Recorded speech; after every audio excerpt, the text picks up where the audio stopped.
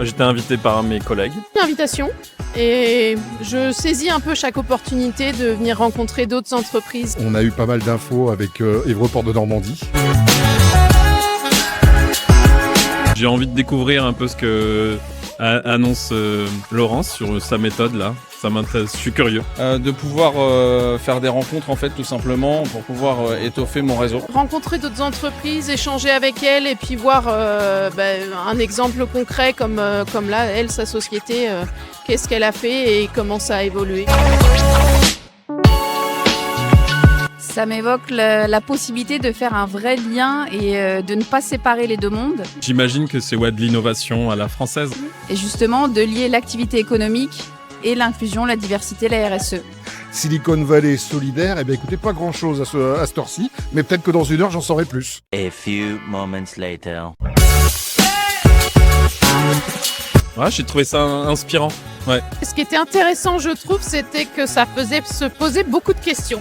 Je me suis posé beaucoup de questions. J'ai trouvé ça très inspirant. Je valide totalement ce que Laurence dit et veut mettre en place. C'était très impressionnant tout le parcours de cette dame, le fait de montrer qu'elle est partie de rien et qu'elle a retenté. Je suis un peu dans le même optique, moi, au niveau social et sociétal, donc je peux que valider.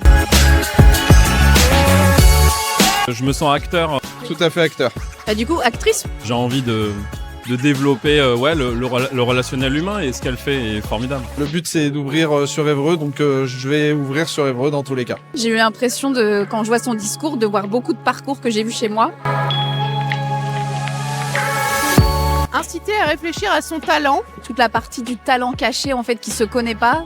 Et en fait, je vois tous mes intérimaires, en fait, toutes les personnes que j'accompagne. C'est vrai que ça, c'est une vraie question. Je pense que je vais continuer à y réfléchir. On a beaucoup de personnes qui ont des compétences, qui ont des envies, qui ont des appétences et qui ne savent pas comment les exprimer. Et d'entendre une personne comme ça, je me dis que tout le monde devrait l'entendre, en fait, au moins une fois dans sa vie, pour se dire, bon, allez, je me lance, j'y vais, j'ai pas peur. J'en ai vu quelques conférenciers.